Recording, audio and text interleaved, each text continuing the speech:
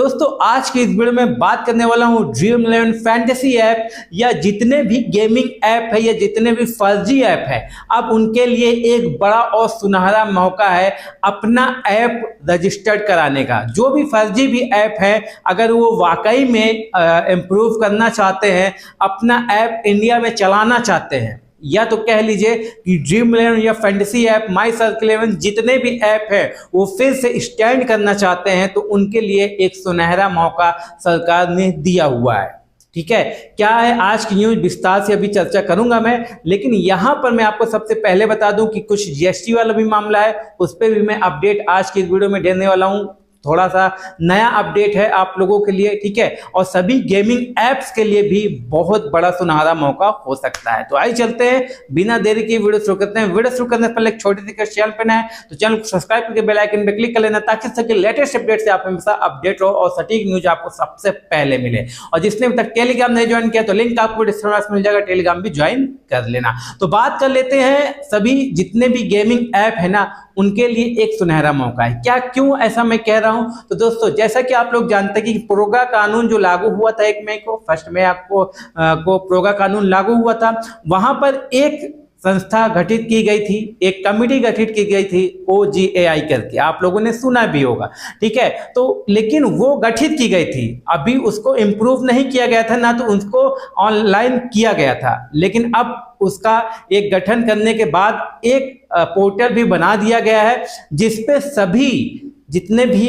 App illegal तरह से चल रहे थे, अब वो उस पर रजिस्ट्रेशन भी करा सकते हैं। तो हाँ दोस्तों, OGAI का एक प्लेटफॉर्म बना दिया गया है, लेकिन अभी उसका पर्सनल नहीं बनाया गया है, ना पर्सनल उसकी कोई वेबसाइट है, ठीक है, और ना तो उसका कोई पर्सनल पोर्टल है। आप लोग देखे होंगे कि मेटी की जो वेबसाइट है, मिटी के वेबसाइट पे जाके उनका एक मंत्रालय, एक पोर्टल बना हुआ है OGAI करके नाम से, online gaming authority of India के नाम से।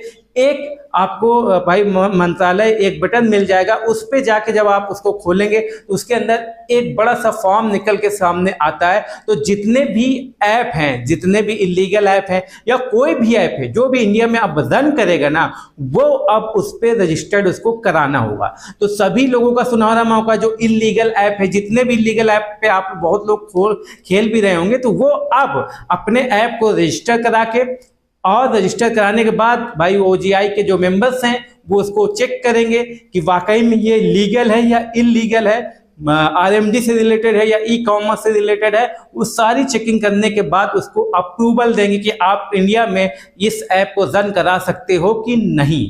ठीक है, तो पूरा बागडोर किसके पास है? OGAI के पास है। सारी चीजें करेगा OGAI। अगर ऐप, जितने भी ऐप है, चाहे वो ड्रीम 11 हो, चाहे जितना बड़ा ऐप हो, और चाहे इलीगल ऐप हो, भले ही अभी तक वो इलीगल तरीके से अपना सिस्टम चला रहा हो, लेकिन अब अगर उसको भारत में बैटिंग या फैंटेसी ऐप या कोई भी ऐप हो चलाना है, तो भाई OGAI पे रजिस्टर्ड कराना इंपॉर्टेंट हो गया है।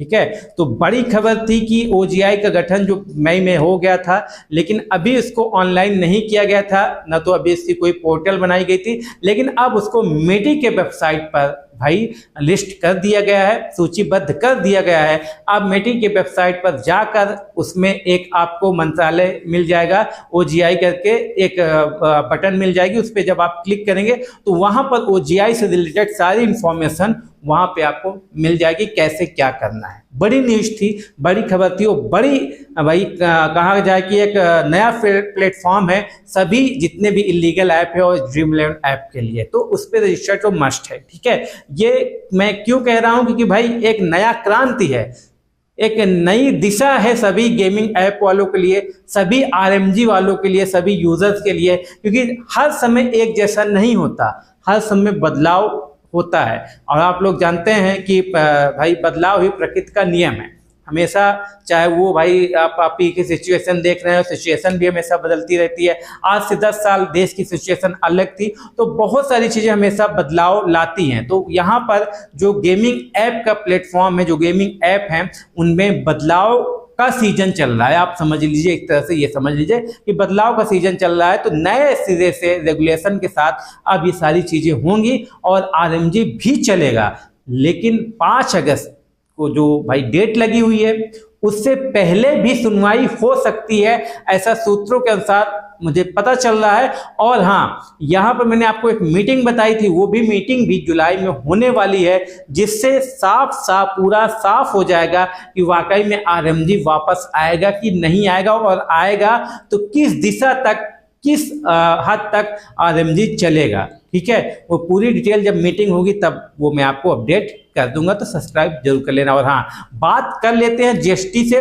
तो जीएसटी भाई, जो जीएसटी का अपडेट है वो न्यू अपडेट है कि अब 2000 पीछे का जो जीएसटी था वो अब लग रहा है पूरा 99% 100% से नहीं हो कि अब वो माफ हो जाएगा। और 2023 के बाद जो कंपनियों ने बोला था कि भाई हमने तो 2023 से ही जीएसटी लिया है, तो अब सरकार भी जो 2023 से ही जीएसटी लेगी, क्योंकि सरकार को समझ में आ गया है कि तो उससे पीछे जब हम मांगेंगे 5 साल की जीएसटी तो वाकई आधी से ज्यादा कंपनियां भाग जाएंगी, कोई भी देने वाला नहीं है। इसलिए जो मिल रहा है उसे ही ले लिया जाए। तो अब 99% सूत्रों के अनुसार पता चल रहा है कि भाई अब 2023 के बाद ही जीएसटी सभी कंपनियों को पे करना होगा। तो सभी कंपनियों के लिए राहत भी है और सभी यूजर के लिए खुशखबरी भी है कि अगर अब ये एडजस्ट होना शुरू हो गया है तो बहुत जल्द आरएमजी से भी रिलेटेड आपको मैं न्यूज दूंगा कि भाई बहुत जल्द ये शुरू होने वाला है।